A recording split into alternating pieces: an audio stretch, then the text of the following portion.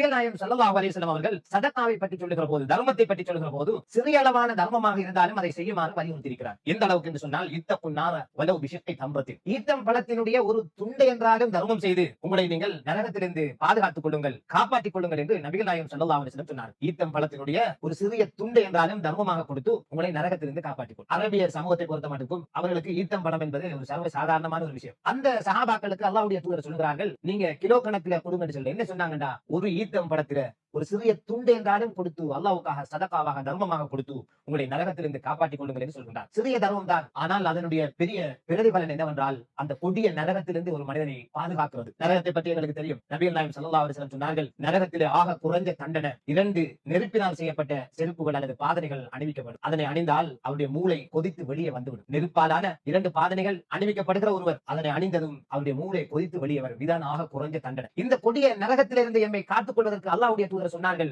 நீங்க ஒரு ஈத்தம் பழத்தினுடைய பாதியை என்றாலும் ஒரு துண்டை என்றாலும் தர்மம் செய்து உங்களை நரகத்திலிருந்து காப்பாற்றிக் கொள்ளுங்கள் என்றார். சிறிய அளவான தர்மங்களை என்றாலும் செய்யுங்கள் என்றார். அன்புக்குரிய சகோதரிகளை, தாய்மார்களே, நாங்கள் ஏன் இந்த விடயத்தை ஞாபகப்படுத்துகிறோம் என்றால், இப்படியான சில விஷயங்கள், சில அமல்களை நாங்கள் அலட்சியமாக விடுவோம். இதுக்கெல்லாம் பெரிய நன்மை கிடைக்க போதா, நாம கொடுக்கிறதா ஒரு மனிதனுக்கு பெருசா தானே கொடுக்கணும் என்று நினைத்து தர்மம் செய்வதையே விட்டுவிடக்கூடியவர்கள் இருப்பார். ஆனால் அல்லாஹ்வுடைய தூதர் சொன்னார்கள், நீங்கள் ஒரு ஈத்தம் பழத்தில துண்டை என்றாலும் தர்மம் செய்யுங்கள் என்று சொல்கின்றார். அடுத்ததாக அன்புக்குரிய சகோதரிகளே, இன்னும் ஒரு ஹதீஸிலே வருகிறது. நபி ஸல்லல்லாஹு அலைஹி வஸல்லம் சொன்னார்கள், மன் தஸத்தக பிஅத்லி தம்ரத்தின் மின் கஸ்பின் தய்யிப், ஹலாலான உழைப்பிலிருந்து ஒரு மனிதன் ஒரு ஈத்தம் பழத்தினுடைய அளவு தர்மம் செய்வானாக இருந்தால், அல்லாஹ் வலா யக்பலுல்லாஹு இல்லா தய்யிப, அல்லாஹ் தஆலா ஹலாலான உழைப்பிலிருந்து கொடுக்கிற தர்மத்தை தான் ஏற்றுக்கொள்வான். பேருக்கு புகழுக்கு ஹராத்தில உழைச்சு தர்மம் செய்யறத அல்லாஹ் ஏற்றுக்கொள்ள மாட்டான். அல்லாஹ் ஏற்றுக்கொள்வதாக இருந்தால் ஒரு ஈத்தம் பழத்தினுடைய அளவு என்றாலும் அது ஹலாலான உழைப்பில் இருக்குமாக இருந்தால் அல்லாஹ் அந்த தர்மத்தை ஏற்றுக்கொள்கிறான். எப்படி ஏற்றுக்கொள்கிறான் என்றால், அல்லாஹ் தஆலா தன்னுடைய வலது கையால் அதனை கொடுப்பவரிடம் இருந்து வாங்கி அதனை அவருக்காக அல்லாஹ் வளர்த்து விடுகிறான். பெரிதாக ஆகிற வரைக்கும் வளர்க்கிறான். உங்களில் ஒருவர் எப்படி ஒரு ஒட்டக குட்டியை